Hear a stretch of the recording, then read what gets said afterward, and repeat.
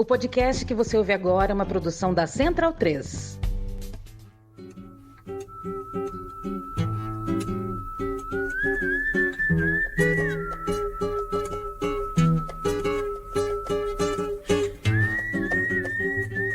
Salve, salve! Muito bem-vinda, muito bem-vindo a mais uma edição do Central Cine Brasil, programa de número 236 do nosso encontro semanal em podcast para tratar do cinema brasileiro. Hoje, falando de Motel Destino, novo filme de Karim Ainuz que chegou aos cinemas em 22 de agosto, e Zé, longa de Rafael Conde, que estreou neste dia 29.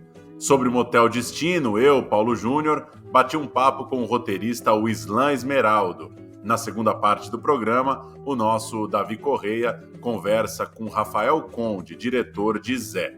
Motel Destino estreou em Cannes nesse ano e veio passando por sessões especiais até chegar ao circuito. É o primeiro filme do Karim rodado inteiramente no Ceará desde o clássico Céu de Sueli, de 2006, e tem um trio principal estrelado por Fábio Assunção, Iago Xavier e Nathalie Rocha.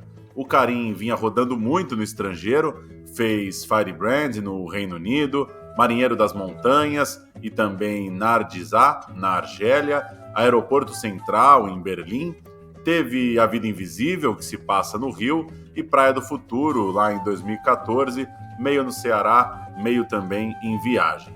A sinopse de Motel Destino é a seguinte: sob o céu em chamas, numa beira de estrada do litoral cearense, o Motel Destino é palco de jogos perigosos de desejo, poder e violência.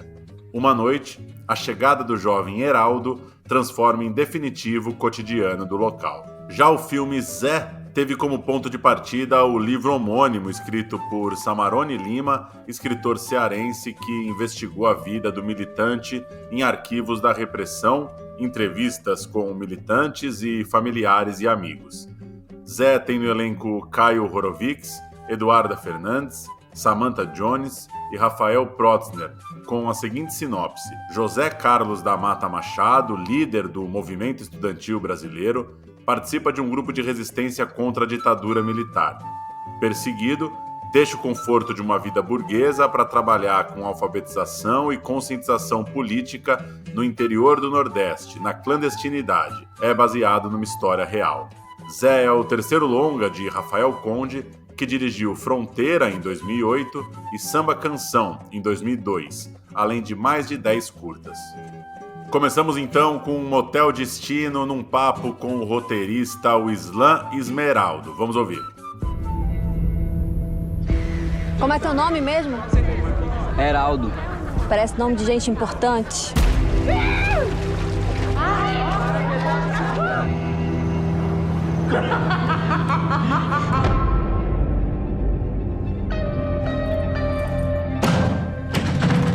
Eu posso passar mais tarde e posso resolver isso aí. Eu trago dinheiro. Eu posso trazer, dona... Diana.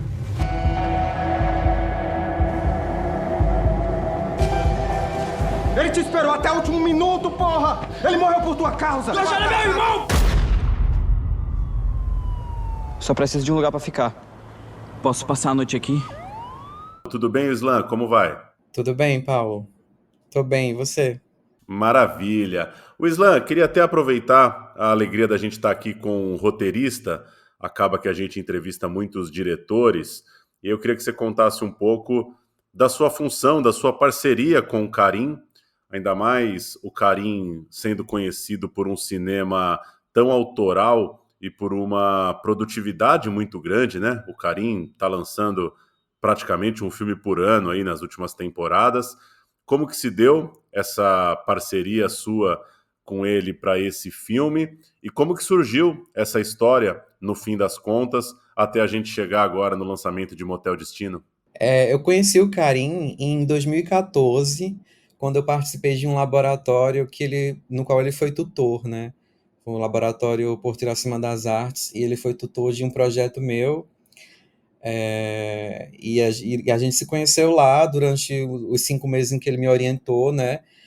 E no ano seguinte ele estava montando esse edital, ele estava montando um projeto de núcleos criativos só sobre projetos sobre crimes, né?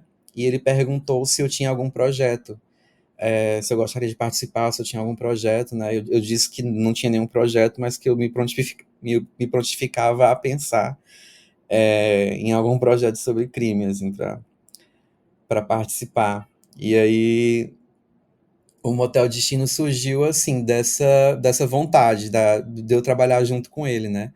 A gente começou a trocar referências, né? Ele me mostrou algumas coisas, me mostrou alguns livros, uns filmes. Eu até cheguei a apresentar para ele um argumento anterior, né? Que era um argumento mais dramático, assim. O crime, ele acontecia, mas ele não estava ali ocupando um lugar central na narrativa, né? E o Karim disse, não, aqui não era bem por aí, né? Ele me direcionou mais nesse lugar. E aí, depois de uma pesquisa maior, de um estudo maior das referências, assim, aí a gente lançou essa ideia do Motel Destino, né? A partir desse contato, assim. Mas até então, eu nunca tinha trabalhado com o Karim, né? Foi uma aposta, assim, de um convite muito generoso da parte dele, de me chamar para ingressar nesse núcleo criativo, né? Que na época era 2015. Eu estava acabando de sair da faculdade de cinema, né? E ele tinha acabado de me conhecer e ele tinha visto minha escrita ao longo desse laboratório.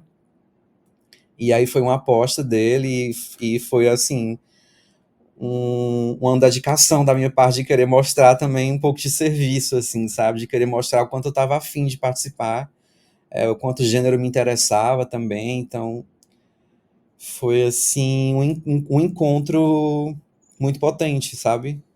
Que legal. E aí, queria, antes da gente entrar no filme propriamente dito, te ouvir um pouco sobre a sua relação com a cinematografia do Karim, como também um roteirista, um artista cearense, como que foi entrar nesse laboratório, depois começar esse trabalho, sob a luz dessas outras produções. É inevitável a gente falar, por exemplo, de O Céu de Sueli, de tantos filmes do Karim, que está com uma carreira muito longa e muito reconhecida já pelo cinema brasileiro e pelo cinema internacional.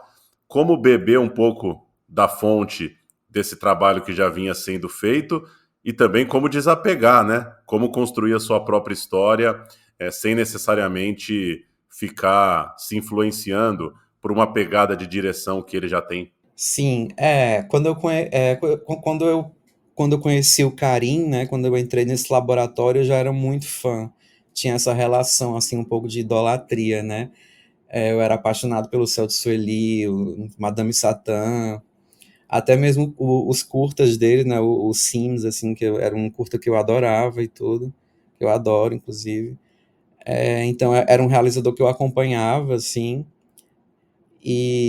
nossa, tipo, nunca nem tinha passado pela minha cabeça de um dia chegar nessa relação que a gente chegou, assim, de trabalhar junto, né?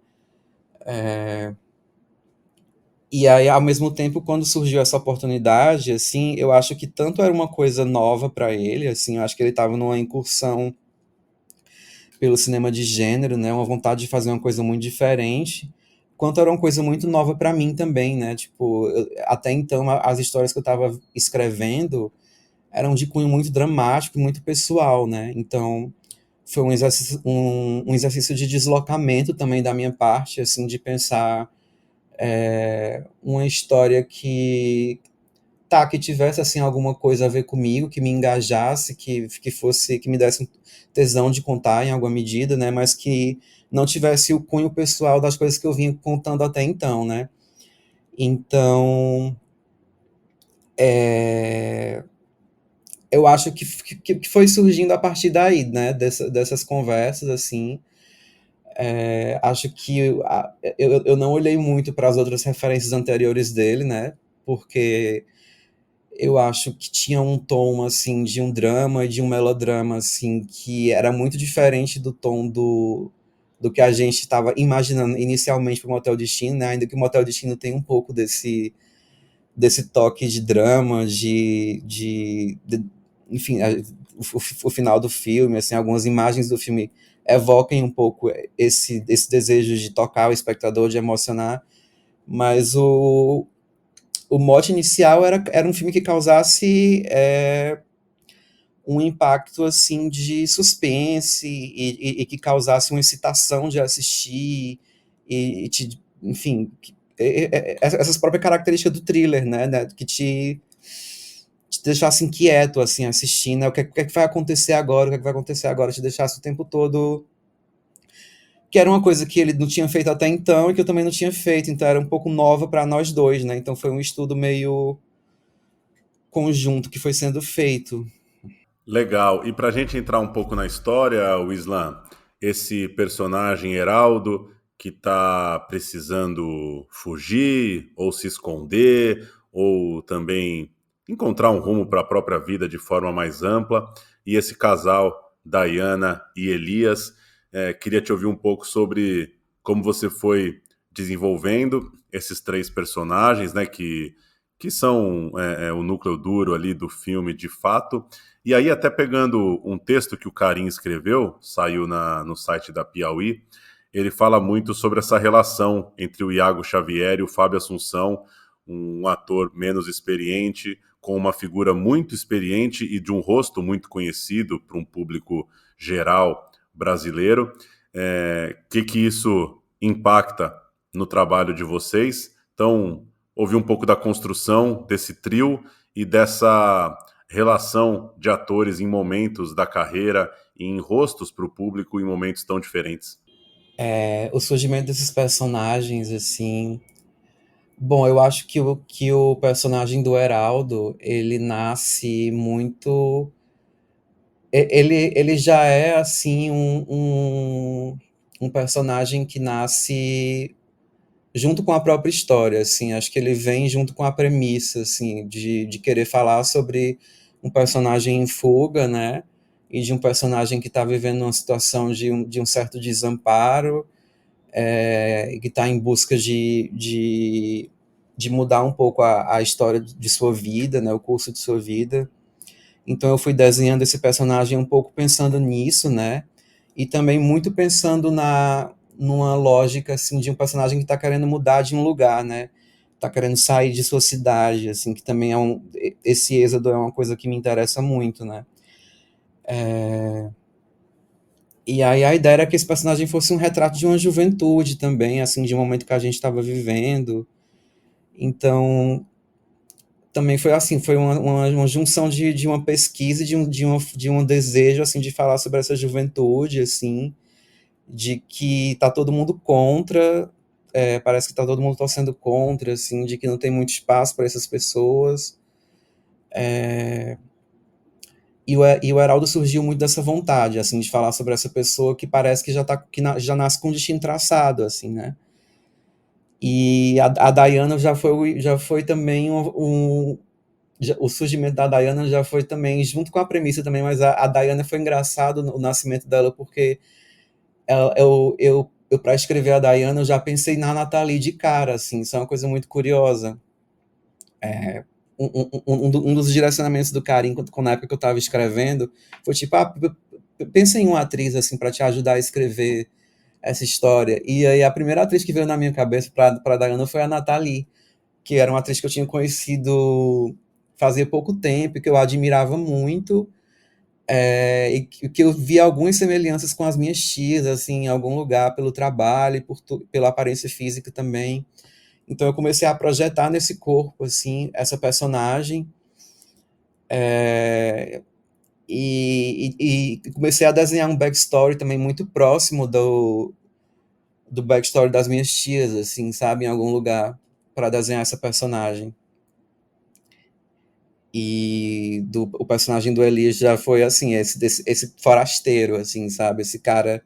A ideia era pensar um cara que fosse meio grotesco, assim, tanto que quando foi trazido para mim essa ideia de que seria o Fábio, foi até um choque, assim, porque eu imaginava o Elias na minha cabeça era sempre um personagem que causava um pouco de repulsa, sabe? Era um personagem bem mais velho, assim, não era um personagem que era esse galã conhecido, assim, como é o Fábio Assunção, né? Então,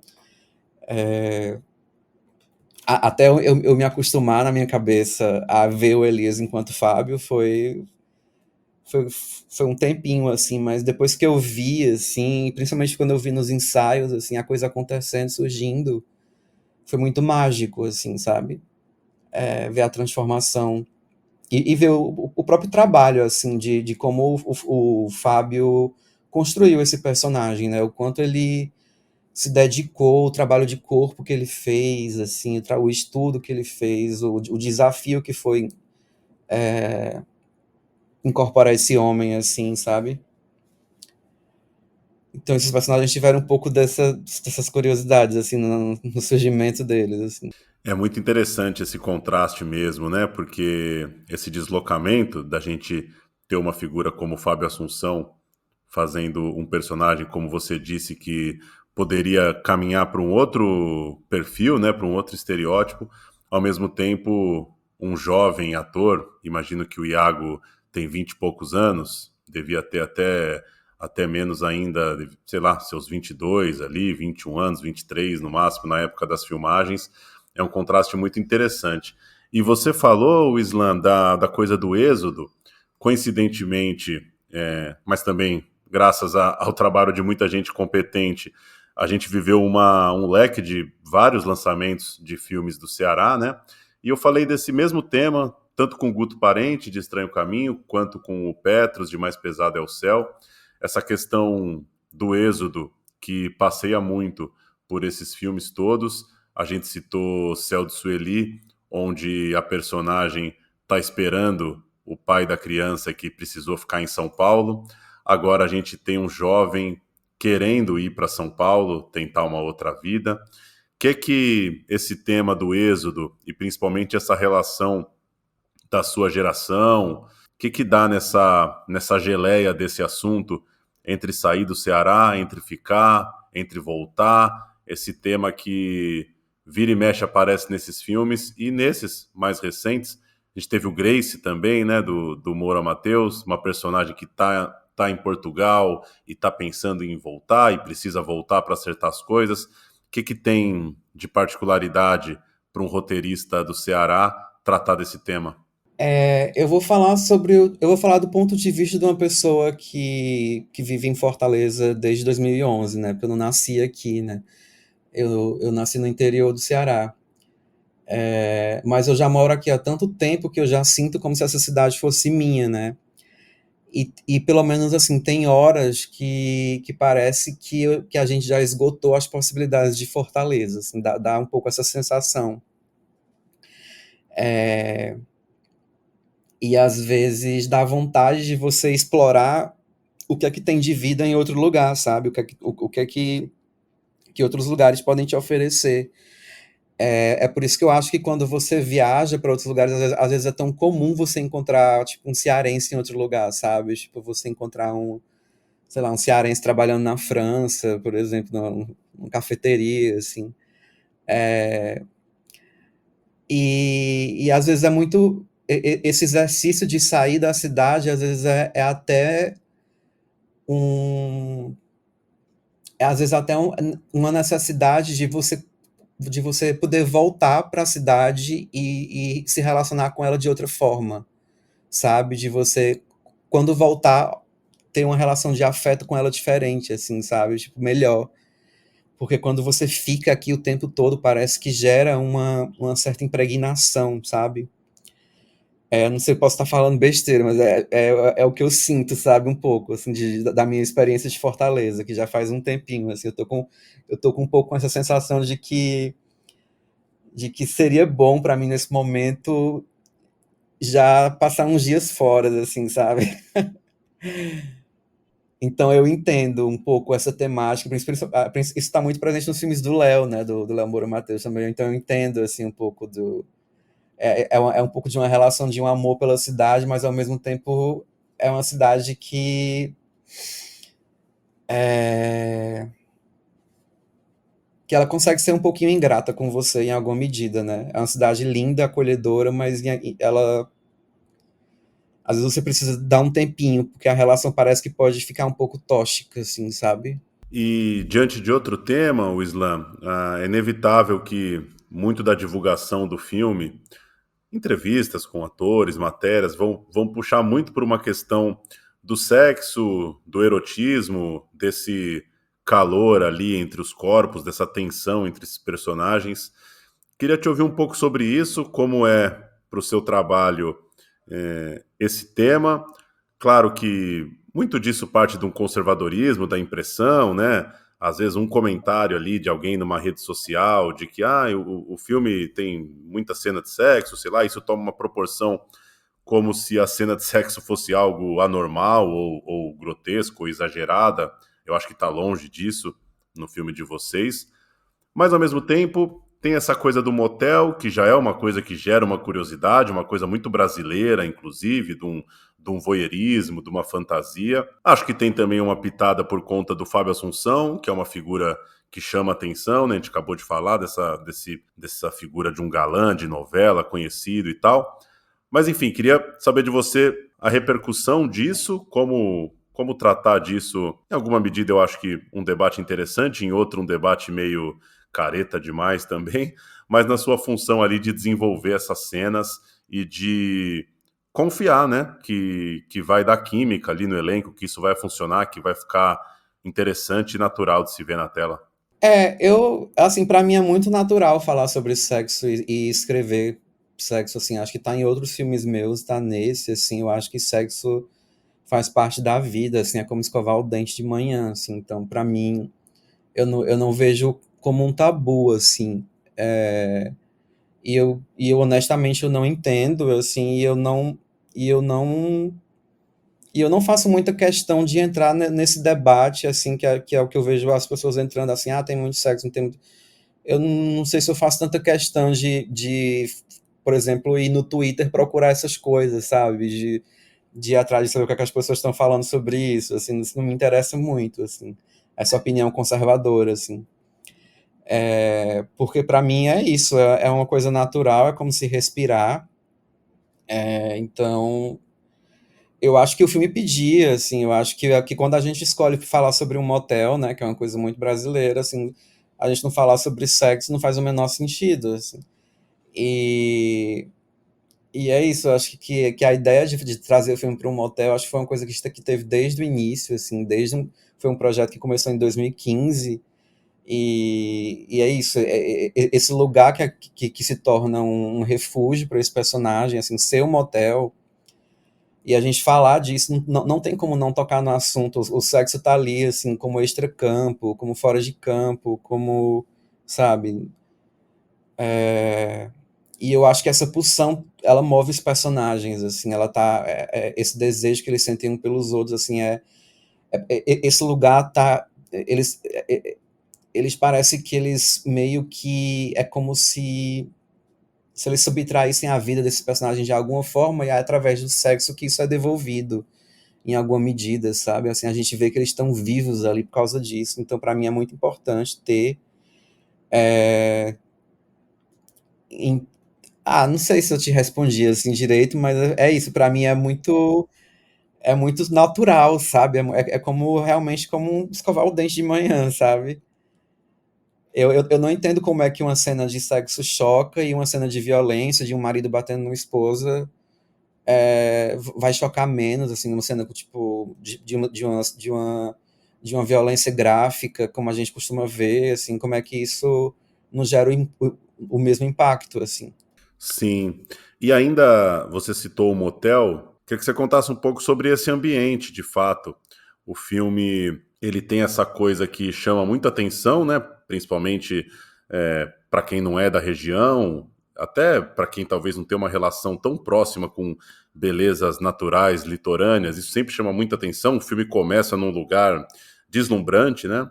E depois vai para essa claustrofobia do motel, que é essa coisa da brechinha da porta, da fresta, do escuro, né? Das camadas de lençóis e penduricalhos e corredores. Como que foi construir esse ambiente e depois, imagino que você foi tendo notícia ou até acompanhando, visita de locação, coisa e tal, tendo visto aquilo tomar forma nesse motel.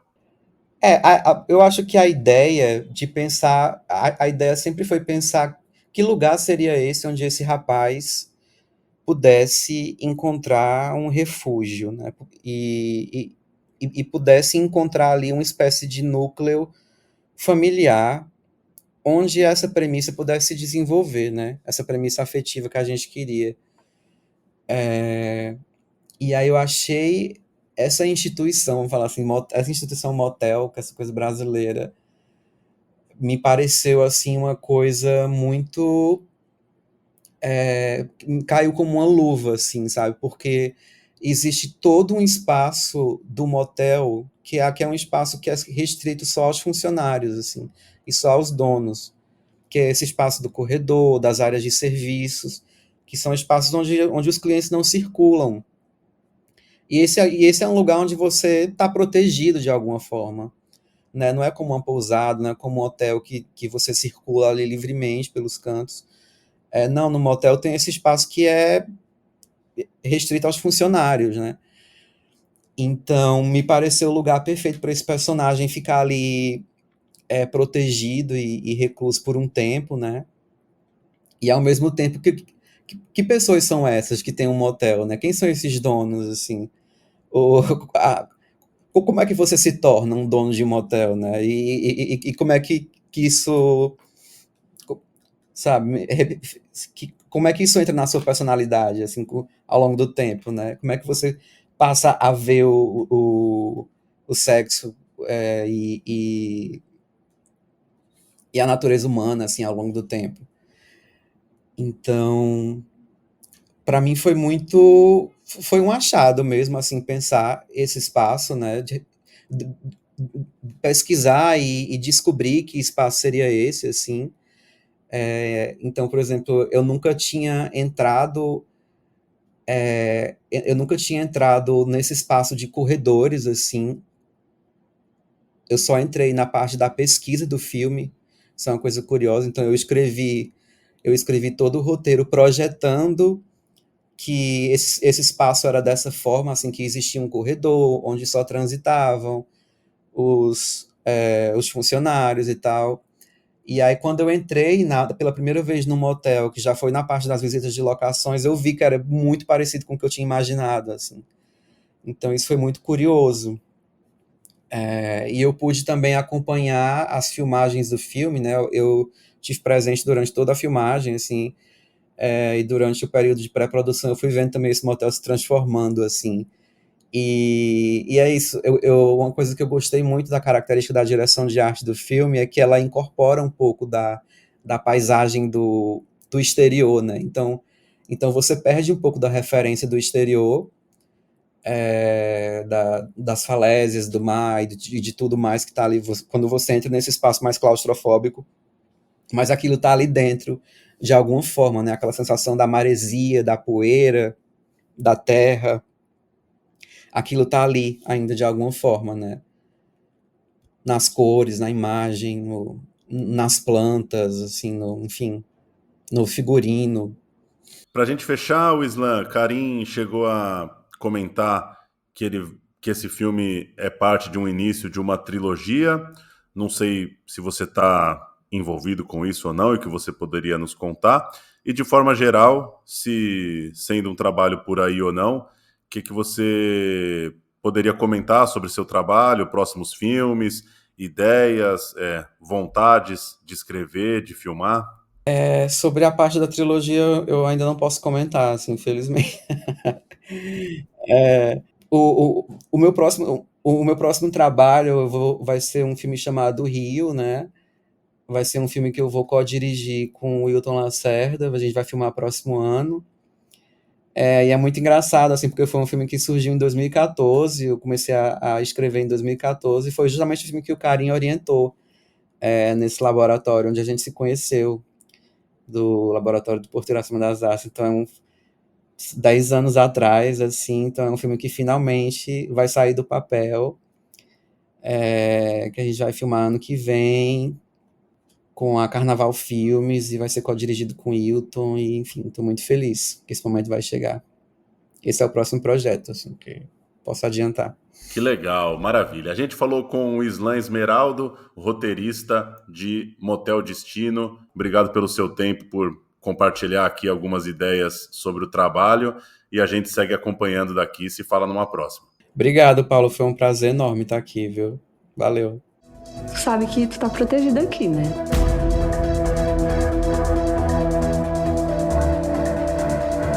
Por isso que não acabou o serviço, né?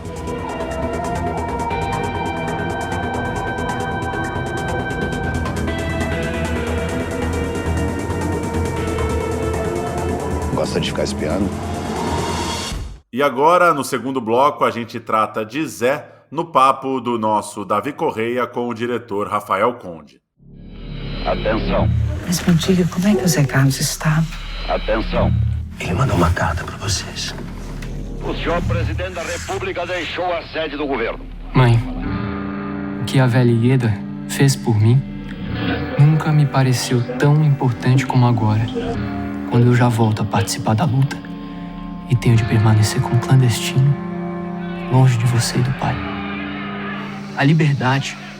Bom, estamos aqui numa ligação com o Rafael Conde, diretor do filme Zé. Mas, Rafael, tudo bem? Para você se apresentar, eu queria já começar com uma provocação. Alguns programas atrás, nós estivemos aqui com a Lúcia Murat, com seu filme O Mensageiro, e eu fiz uma pergunta para ela por causa do tema do filme dela, e acho que cabe um pouco ao seu filme também. Porque muita gente diz que falar sobre ditadura, discutir esse tema, já é um tema batido muito no audiovisual brasileiro. Por que ainda discutir a ditadura militar e por que ainda é importante, por que é importante ter produções sobre esse tema e o que podemos ainda discutir sobre esse tema? O Davi, essa é cíclico, né, Davi? A gente nota que vem esse tema e de repente ele desaparece e volta. Eu acho que, primeiro que a gente achou que esse tempo tinha passado, né? Que isso já tinha acabado e a gente viu que em tempos recentes a gente teve a democracia sob ameaça, estamos, né, sob ameaça. A gente percebe que no mundo todo essa questão da volta da censura, do fascismo, regimes, né, políticas autoritárias, elas estão sempre nos ameaçando. Outra coisa também, Davi, que eu acho importante dizer, que no processo de fazer esse filme, né, são fatos reais, né, conversando, eu não vivi essa história, né, eu era criança e quando eu entro nessa idade de movimento estudantil, essas coisas eu já é nos anos 80. Mas o que eu notei conversando com aquelas pessoas que viveram, né, que sobreviveram, né, àquela época, é que essa coisa do silêncio, sabe? Eles falam muito, parece quase que uma psicanálise, né? Você vai no psicanalista e você precisa falar. E todos eram recorrentes em dizer sobre essa necessidade de falar, né? De falar sobre o assunto, de exorcizar mesmo, né, essa violência, né, que é a violência do silêncio, que é o que o filme aborda, né, acho com mais força, né, a violência do medo, do silêncio, do ficar calado, do não poder dizer o seu próprio nome, né, então acho que é isso, Davi. Queria que você falasse um pouquinho sobre como você escolheu o elenco, como é que foi esse processo e como é que foram os trabalhos para poder preparar esse elenco aí, como é que o que você tinha na cabeça, o que os atores ali completaram. Falasse um pouquinho sobre esse processo. É o seguinte, o filme ele vem sendo trabalhado há 20 anos, digamos assim, né? Nesse meio do caminho ele foi sendo atravessado por outros filmes, foi deixado de lado e volta. Quando eu chego, o filme é viabilizado, a gente está no meio da pandemia, né? A gente filmou no final da pandemia, ainda quando tinha acabado de sair ainda e não estava acessível para todo mundo a primeira dose. Então todo o trabalho de casting, todo o trabalho de preparação do elenco foi feito de forma remota, né? Eu encontrei pessoalmente o elenco 2-3 dias antes do início das filmagens. E durante essa preparação, que foi online, né, que foi assim, leitura de roteiro, a gente viu vários filmes, estudamos e recebemos e conversamos com várias pessoas que viveram a época. O que eu dizia muito é essa coisa de trazer aquilo que a gente está vivendo ali recentemente na pandemia, sob o governo Bolsonaro, essas questões todas, que isso fosse uma forma de sedimentar, digamos, essa questão de um espírito geral, né, a esses personagens. Casting em si, o elenco, o Caio, alguns eu não conhecia pessoalmente, outros eu já tinha trabalhado, principalmente a Yara de Novaes, que faz a mãe do Zé, que é minha parceira já, não só como atriz, mas como preparadora de elenco em outros filmes, né? A gente tem uma troca muito grande, né? No teatro, no cinema. Eu acho assim, o que eu mais ressalto assim, foi o fato do filme ter sido todo rodado em pandemia, né? Quer dizer, a gente sem poder aproximar muito dos atores, mesmo no set, né? Evitar muito um contato mais próximo até da câmera, né? Isso tudo foi aproveitado, foi incorporado inclusive na escolha da linguagem, né, do filme. Eu tive uma impressão muito claustrofóbica ao assistir o filme. Ele é um filme que ele, ao mesmo tempo que tem os atores sempre grandes em cena, mas sempre eles parecem oprimidos, né, num espaço que a gente não entende muito bem. Eu percebi que poucos planos abertos ali, assim, a maioria dos planos sempre mais fechados, algumas coisas em um que parece um detalhe, mas não é. E eu acho que isso, pra mim, tava dialogando com a história, né, que você não buscou um filme sobre ditadura numa contextualização da ditadura. A gente tá num drama mais familiar, numa relação mais pessoal. Como é relatar isso, né, já que a gente tá partindo de uma história real, como foi essa escolha, né, e aí você já contou um pouquinho que foi a partir de uma própria estrutura que se apresentou na gravação, mas como você acha que como que essa escolha afetou na finalização do filme, e como você acha que o filme representa isso, e como é que o filme trabalha essas duas coisas, que ao mesmo tempo é falar de um sistema, mas trazer um aspecto tão específico e um drama mais específico, e sendo que é um filme sobre fuga, né? Interessante isso. Primeiro, né, Davi, tem o recorte do roteiro, né? Quer dizer, existe um livro-reportagem do Samarone Lima, que traz essa história, que investiga essa história, com muitos personagens, né, com muitos reviravoltas, com muitas questões impressionantes. A história em si é uma história real, é uma história muito impressionante, né? Não se sabia, era um grupo de estudantes jovens da Ação Popular, era um grupo de resistência à ditadura, mas era um grupo não armado, um grupo ligado à juventude católica, né? Que era um grupo basicamente de viver ali no meio do povo e fazer um trabalho de alfabetização e conscientização política. E a gente não sabe porque em determinado momento vários desses estudantes foram presos e assassinados ou desaparecidos.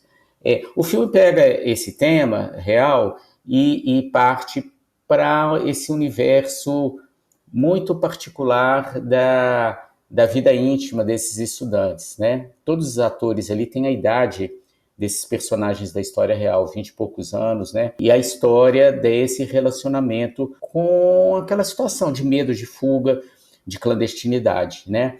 Indo para a questão da linguagem, uma coisa que você falou interessante ali, é isso, eu acho que a pandemia foi incorporada, mas você note bem, a câmera está parada, num trabalho de câmera mais usual, por exemplo, numa cena de diálogo, é você fazer um plano e contraplano. O plano e contraplano é um elemento de linguagem muito interessante, porque você mostra para o espectador que ele está ali dentro da história, né? Que tudo aquilo ali faz parte daquele universo da história. Quando você faz esse plano frontal, né?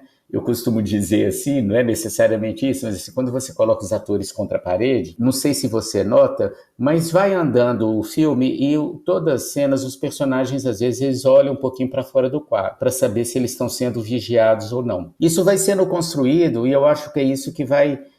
isso que você falou, também eles estão em fuga, né?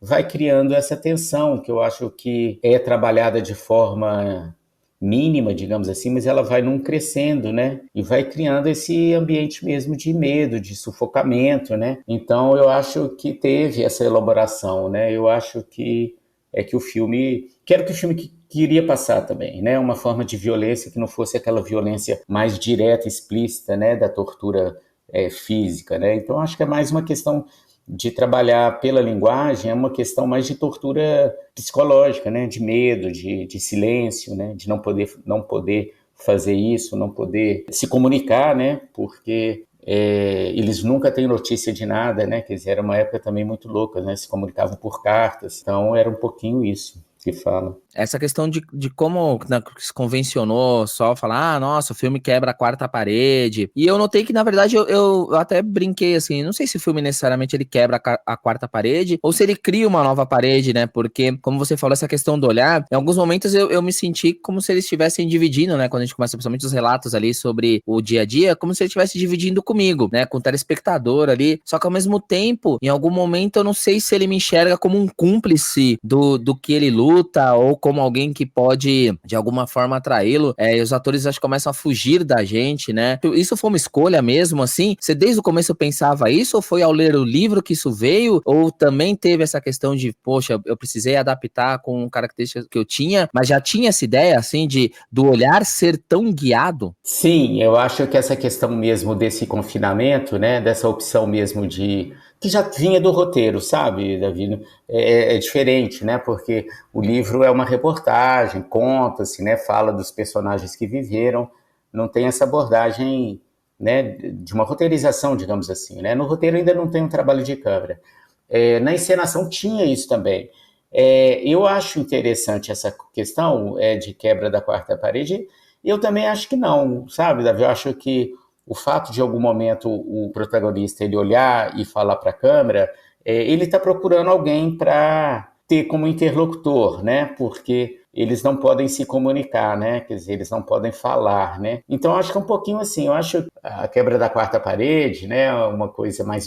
que é uma outra história, né? Mas uma questão brechtiana, assim, uma questão de impactar, de chocar o espectador, de chamar a atenção do espectador, não é muito essa a intenção, não. Eu acho que a intenção é você continuar ali, você espectador imerso, né? Essa questão que você ressaltou, que é o X, eu acho, é a questão de nós espectadores estamos ali observando eles e de alguma forma eles podem se achar vigiados também, né, pelo nosso olhar de espectador. Tem esse jogo, né? Tem aquela cena, uma cena aberta, né, de longe, assim, que o pai encontra com um colega do estudante no meio de uma praça e eles estão muito distantes, mas a gente ouve a conversa em primeiro plano, né? Eu acho que é um plano, assim, bem significativo desse trabalho de câmera, né? De proximidade e, ao mesmo tempo, da gente não estar lá, né?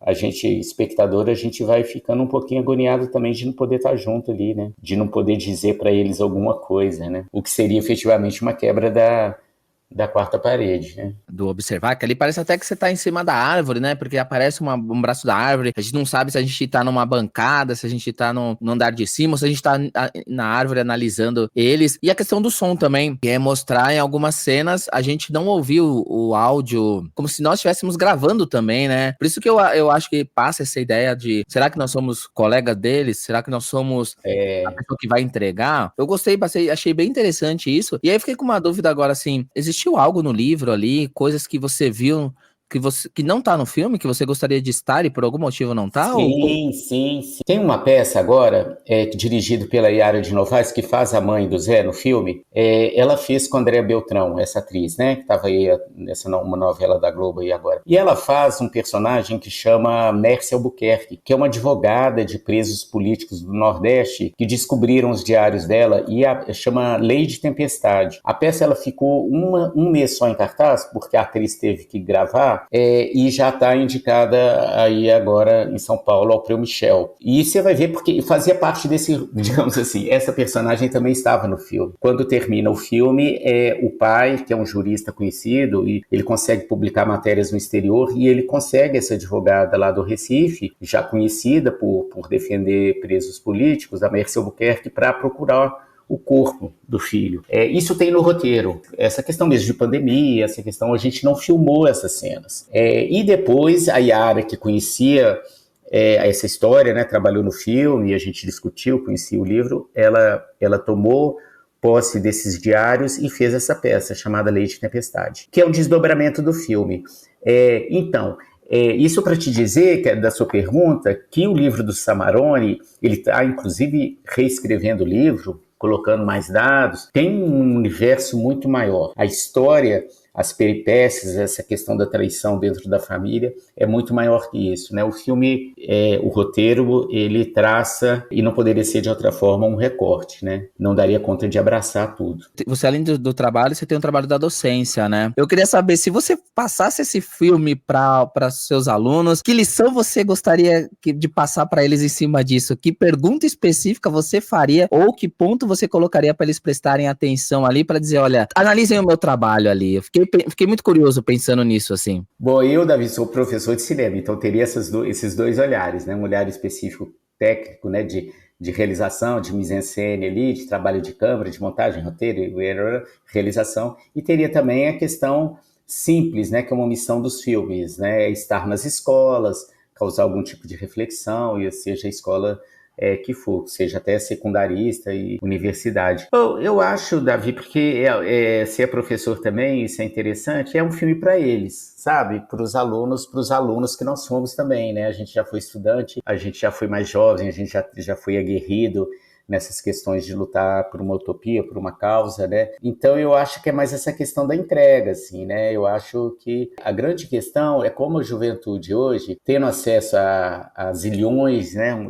Essa loucura de processo de informação, de internet, de tudo, como que as pessoas estão reagindo e estão assimilando e estão compartilhando informações, né? E principalmente compartilhando e gerando, sei lá, a partir de uma utopia, de um sonho, né? Hoje a gente fala muito a questão de gênero, a questão racial, a questão ambiental, né, a questão, e isso está sendo trabalhado politicamente, abraçado por uma certa utopia, né, de futuro, de uma forma diferente. Eu acho, indo, né, de volta para a sua questão, essa entrega, sabe?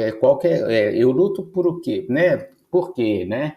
Então, acho que essa seria uma boa pergunta, né, a partir do filme, né, partindo-se do que, inclusive, de que o filme é uma história real, né, eu acho que seria interessante fazer essa pergunta, né, para os alunos. O filme, ele em vários momentos, ele passa a discussão, o rumo, né, da militância, da atividade, mas com a família, de discussão de ter os filhos ali. Em cima disso, você acha que seu filme, ele é um filme sobre utopia? Ele passa a mensagem de que acreditar na utopia, ou ele é um filme de uma militância real? Tem uma frase do pai para o filho, né? Tem 2 anos que ele não encontra com o filho, e o filho vai lá, tem aquela mesa, né, de café da manhã, e o pai fala assim, o filho está lá um pouquinho imerso ali digamos, numa fantasia utópica, né? Já que a família que está ali sabendo que as coisas não estão dando certo, não estão indo para um bom caminho, o pai fala assim, a morte, que o Edgar da Mata Machado, o pai é um grande intelectual católico de direita, né, traduziu Bernanos, um grande jurista, ele fala para o filho assim, como é que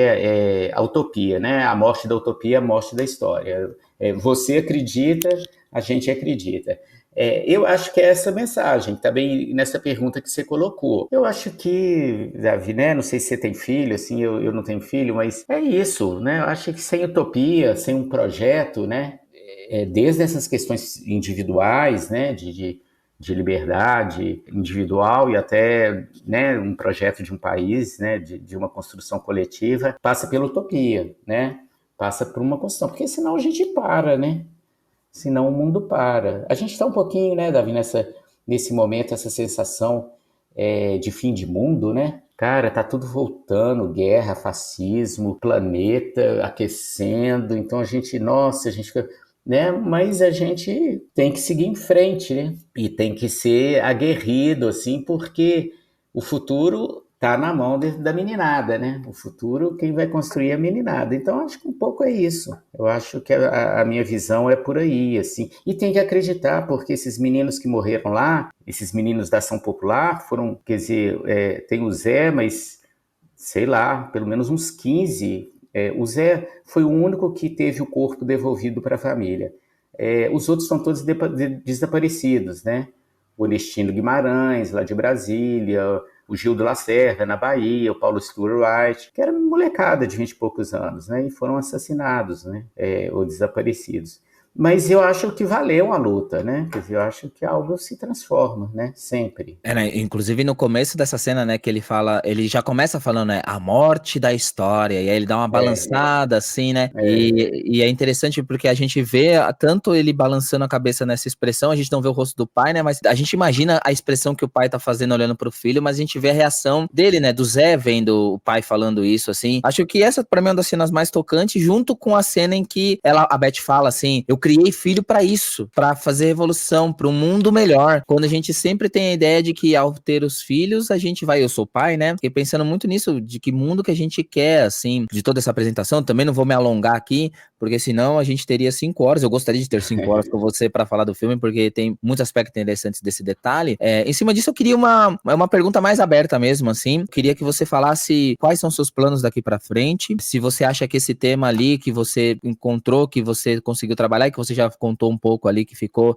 algo que não está no filme, mas se você acha que você pode revisitá-lo de alguma forma, ou se você parte para frente, enfim. E também o que mais te marcou nisso aí, que eu acho que deve ter ficado, trabalhar com uma história dessa deve com certeza deixar alguma marca em você. Começando pelo final, a marca que ficou em mim é encontrar algumas das pessoas que viveram essa história. Realmente é difícil imaginar o que essas pessoas passaram. O personagem da Grauninha, que é a militante que está no filme, né, ela foge e ela desaparece do filme, mas ela foge para a Argentina, e aí ela pega um voo para ir para a Europa, o voo para no Rio de Janeiro, ela não pode descer do avião, aí ela pede por favor, a equipe do avião esconde ela no avião e ela consegue fugir para a França, e ela passa muito problema, né, na Europa.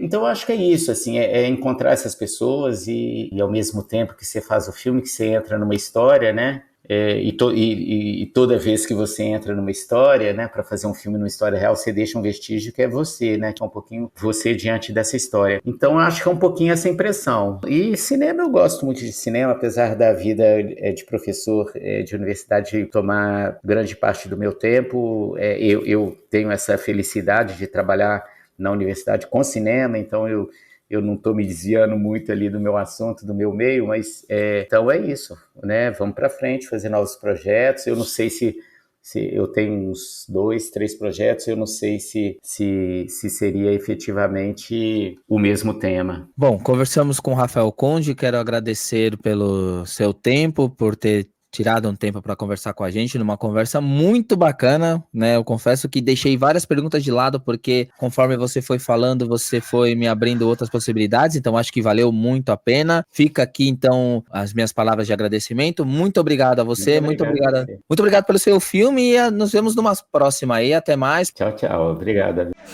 A ditadura tenta aplicar a tática do engano, mas ela está se desfazendo diante da realidade de miséria e de fome. Sem nenhuma dúvida, a gente vai vencer. É preciso caminhar pelo direito. É preciso uma revolução pelo direito. Pai, a verdade é que a gente está em guerra. Tentaram me convencer a não ter meu filho. Pro teu filho. A gente vai dar um jeito, né? E aí, tudo bem? Tô passando aqui rapidinho para dar um recado para vocês. Eu sou o Ale Santos. Em breve chego no seu tocador com o podcast O Que Vem Depois, nova produção da Central 3. É um podcast desenvolvido por mim no que eu tenho chamado de uma jornada rumo ao desconhecido. Nos episódios trago sempre especialistas em temas promovendo debates e discussões sobre o nosso futuro, misturando política, ciência e cultura pop, tudo junto e misturado. E é sempre bom lembrar, o podcast que vem depois foi um dos contemplados do programa Mais Vozes, iniciativa da Central 3 e da Apoia-se. Não esqueçam, em agosto, o que vem depois chega na podosfera. Vamos falar de prêmio? Aconteceu o Prêmio Grande Otelo na quarta-feira, dia 28 de agosto, no Rio de Janeiro. Grande Otelo, que é o novo nome do prêmio do cinema brasileiro e que premia, claro, celebra as principais obras da temporada. O melhor longa-metragem de ficção foi para Pedágio, da Carolina Markovics. A melhor direção foi para a própria Carolina, por Pedágio. A melhor primeira direção de longa foi para Silvio Guindani, por Mussum, o Filmes. Passando por elenco, melhor ator Ailton Graça, como Mussum. Melhor atriz de longa, Vera Holtz, como a Virgínia, de Tia Virgínia. Eles repetem a dobradinha do Festival de Gramado. Melhor ator coadjuvante para Jorge Paz, ele faz Nonato em O Sequestro do Voo 375. Melhor atriz coadjuvante para Arlete Salles, ela vive Wanda no Tia Virgínia. O melhor longa ibero-americano foi para A Sociedade da Neve. O melhor longa no voto popular foi para Pérola, do Murilo Benício. O melhor roteiro original também premiou a Carolina Markovics por Pedágio. O melhor roteiro adaptado foi para Sequestro do Voo 375, trabalho de Lusa Silvestre e Micael de Albuquerque. O melhor longa infantil, Turma da Mônica Jovem, de Maurício Essa. Melhor ator em série de ficção para Julinha Andrade, por Betinho, no Fio da Navalha. de Lipe Binder, ele vive o próprio Betinho.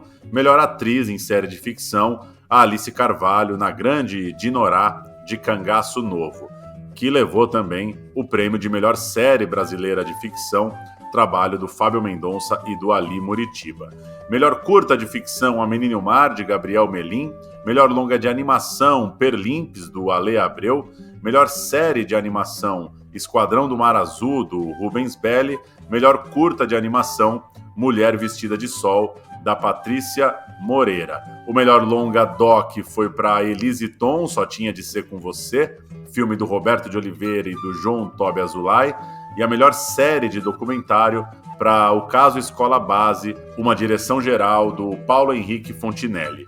Melhor curta doc, Tuê Pirri Cui, Uma Mulher Pensando, direção de Aida Harika Yanomami, Edgar Tocorino Yanomami e Rosiane e Ariana Yanomami.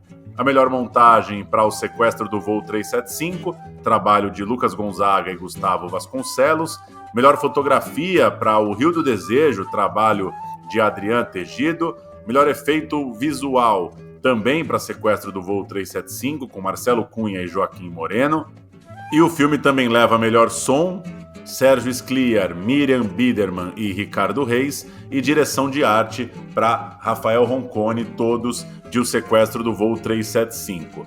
Melhor maquiagem foi para Mussum, com Mari Pim e Martim Macias Trujillo, e melhor figurino também para Mussum, com Cássio Brasil. A gente passa a régua com Dado Villa-Lobos, nome histórico, icônico do rock nacional, com Aumenta, que é rock and roll.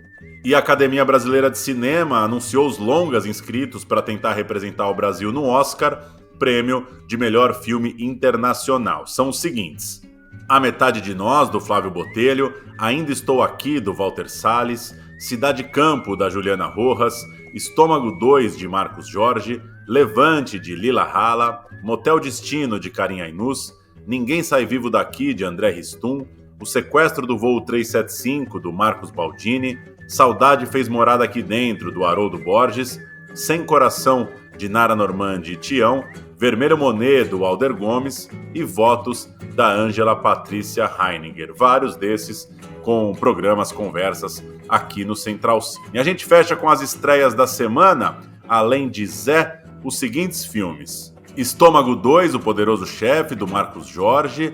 Tem João Miguel, Nicola Siri, Paulo Miklos, sequência do clássico Estômago, um dos mais divertidos filmes do cinema brasileiro recente. Fernanda Young, Foge-me ao Controle, doc da Suzana Lira sobre essa grande figura brasileira. Cidade Campo, da Juliana Rojas, filme que rodou lá fora, passou bem pelos festivais e agora chega também aos cinemas com Fernanda Viana, Bruna Linsmeyer e Mirella Façanha.